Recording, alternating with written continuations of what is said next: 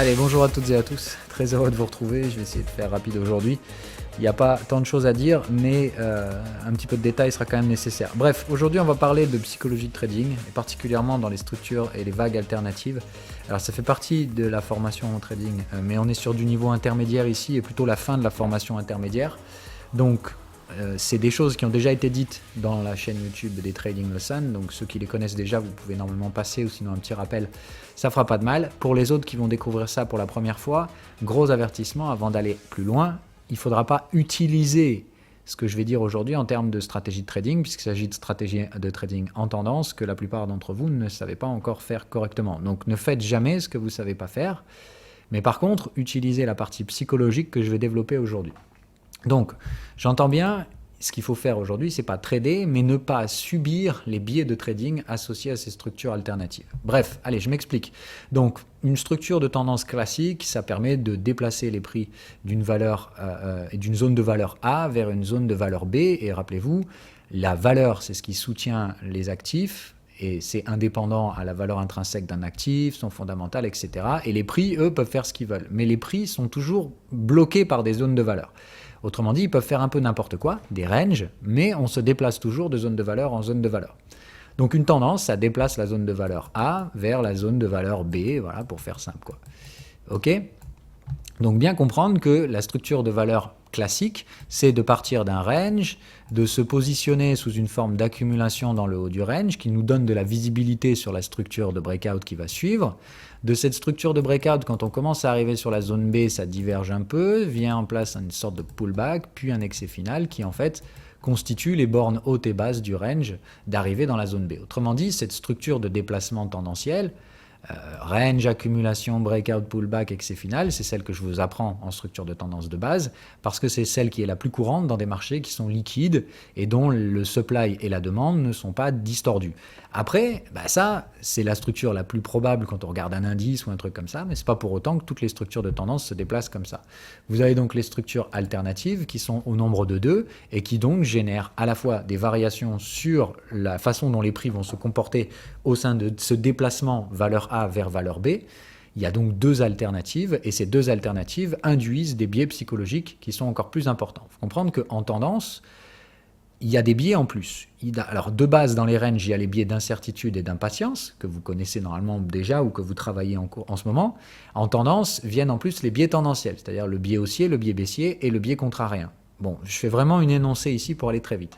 Il faut comprendre que ces biais de tendance, ils vont être encore plus mis à rude épreuve quand on a des structures alternatives. Laissez-moi expliquer pourquoi. Donc le principe, c'est que quand on déplace la zone A et la zone B, on peut le faire avec ce qu'on appelle une vague 1 étendue. C'est-à-dire qu'on ne va pas du tout ranger la zone de valeur A, on va venir la chercher très brutalement, d'accord ?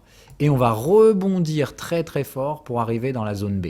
Cette zone B, en général, va donc être débordée assez largement et on va y voir une première structure en pullback, une deuxième poussée, en général un deuxième pullback qui vient construire un overlap avec la première résistance qui est formée ici, et enfin, le marché s'épuise. C'est exactement ce qu'on a actuellement sur le S&P 500.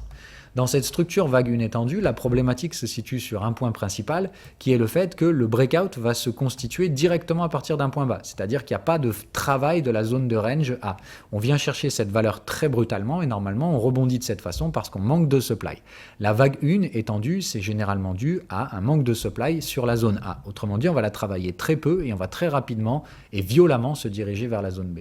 Le problème, c'est que quand on arrive sur la zone B, les gens en ont une fausse perception haussière. Rappelez-vous, les zones de range, les zones de valeur sont des zones horizontales à travers lesquelles on oscille au-dessus, en dessous. Et le problème là, c'est que quand on arrive dans cette zone B, on y arrive avec une inertie haussière, des creux et sommets descendants, des overlaps, et ici se construit un faux sentiment haussier. Parce qu'encore une fois, le plus gros de la tendance, c'est déjà produit. Autrement dit, ici, on a des attentes irrationnelles en termes de bénéfices, en termes de rendement, et une très mauvaise perception du risque, puisqu'en réalité, le risque, quand on arrive sur la zone B, c'est qu'il y ait des retracements assez profonds et assez psychologiquement impactants. L'erreur à ne pas commettre dans cette structure, c'est de racheter le dip trop vite ici et de ne pas laisser le temps au pullback de se construire. C'est exactement l'erreur qu'à mon avis, tout le monde est en train de faire en ce moment à Wall Street. Ça va continuer de se dégrader parce que les pullbacks devraient nous mener vers la zone FIBO 23, 4000 points, bref, les choses dont normalement on a déjà largement parlé. Je ne reviens pas là-dessus. Ça veut aussi dire que les prochains rendements qu'on va avoir sont toujours constitués avec des creux et sommets ascendants, donc le sentiment aussi à Wall Street ne va pas changer. Par contre, la perception que les gens vont en avoir va être fausse. Les gens vont se dire qu'on est en train d'accumuler pour se diriger vers une zone C, alors que ce ne sera probablement pas le cas. On va très probablement derrière se stabiliser assez violemment vers la zone B et constituer le fameux range avant de repartir. Ok ? Donc bien comprendre que l'erreur va probablement se constituer ici. Ok ? Le schéma encore alternatif, celui qu'on travaille actuellement sur certaines cryptos, comme notamment Atom, a une gestion du risque encore plus folle furieuse, puisque celle-ci se constitue de cette façon. Le marché oscille dans la zone A, puis tente un breakout de cette zone. Sauf que le breakout va échouer en cours de route. C'est-à-dire qu'on va revenir visiter le niveau de breakout, la ligne de tendance qui avait été cassée, sans casser le point bas précédent. Mais ça, psychologiquement parlant, ça met un coup dur à ceux qui avaient tradé en breakout ici, puisqu'ils se font invalider pratiquement toutes les positions. S'ensuit donc la formation d'un nouveau range assez brutal et une deuxième phase de décollage qui généralement déborde le point haut précédent mais va échouer également. S'ensuit derrière normalement une phase d'overlap, c'est-à-dire qu'un nouveau range va se constituer ici au-dessus du point précédent. Et derrière s'ensuivra une troisième zone très brutale, troisième attaque, très parabolique qui casse la ligne de tendance des deux précédentes et qui donc va très fortement overshoot la zone B avant d'y revenir en général assez brutalement. Mais derrière, le marché constituera un range de la même façon. Et on déplace bien les prix de la zone A à la zone B. On le fait juste de manière différente.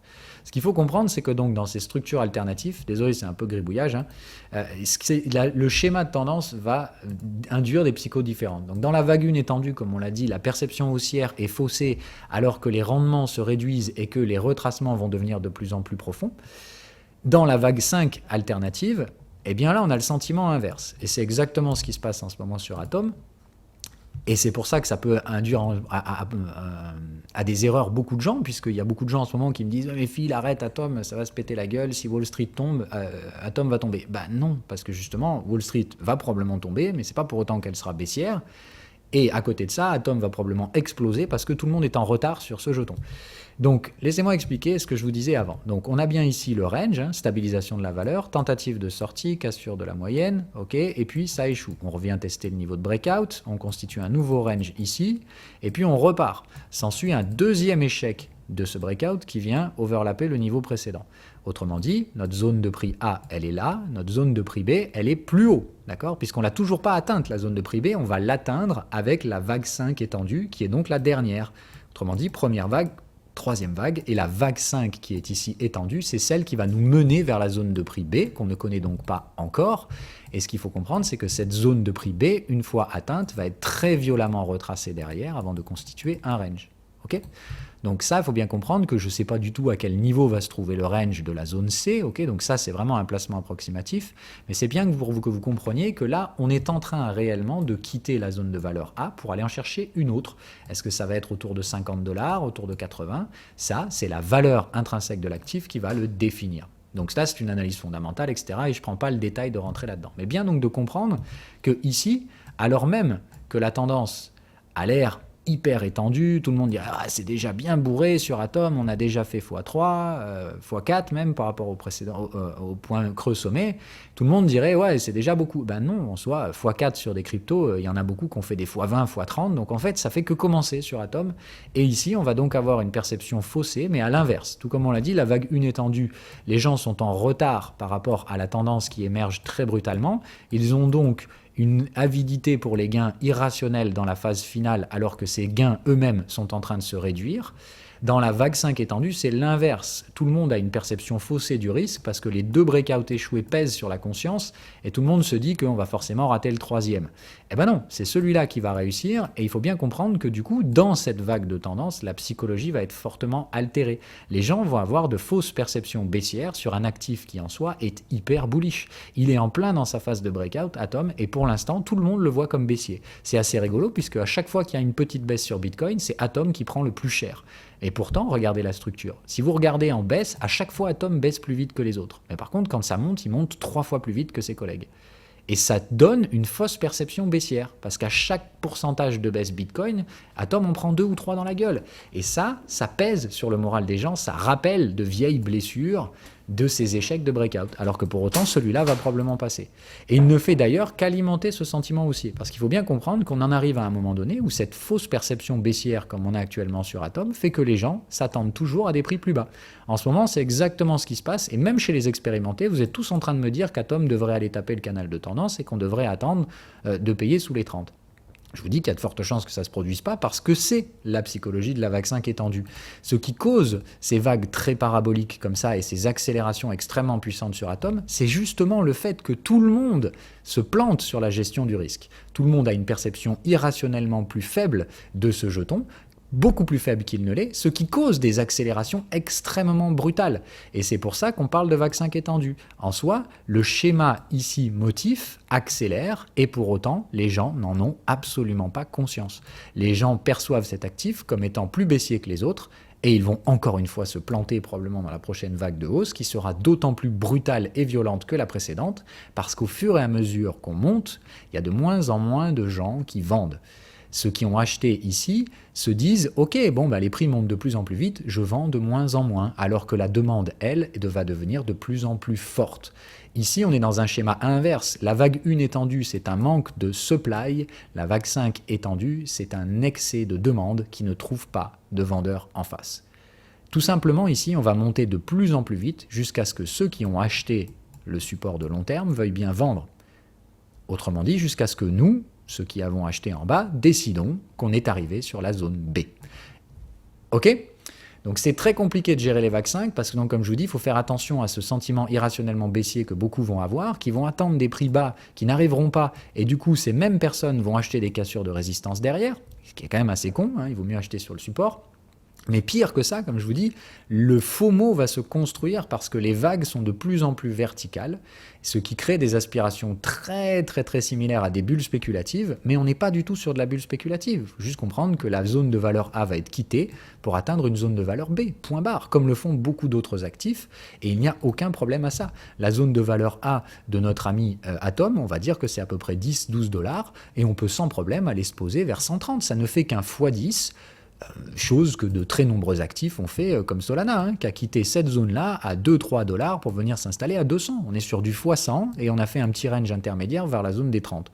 Donc comprenez bien qu'il n'y a pas de souci en soi à faire ce genre de truc. Voilà, on avait sans problème, on est passé de 30 à 200 ici. Ça peut tout à fait se faire de façon aussi excessive sur Atom dans les prochaines semaines. Donc faites attention encore une fois à votre sentiment baissier sur ce jeton. Ne soyez pas stupide à vendre ça, hein, surtout, mais bien retenir ce truc-là. La dernière information qu'il faut retenir dans une vague 5 étendue, c'est que le retournement se fera en V-top, tout comme la vague 1 étendue se retourne en V-bottom. Donc ici, la visibilité sera nulle sur la structure de renversement. Vous avez rappelé, comparé à ce qu'on a dit au tout début, la vague 3 normale, la vague classique, apporte un maximum de visibilité sur la zone A et la zone B. La vague 1 étendue fait que la zone A sera très peu visible et lisible et il y aura énormément de visibilité dans la zone B. Là, c'est l'inverse. La zone A est extrêmement visible pour ceux qui savent lire ces structures, bien entendu. Les autres pensent que c'est neutre ou baissier ou que c'est un actif qui ne veut pas partir en tendance. Et quand on va arriver sur la zone B, la visibilité sera nulle.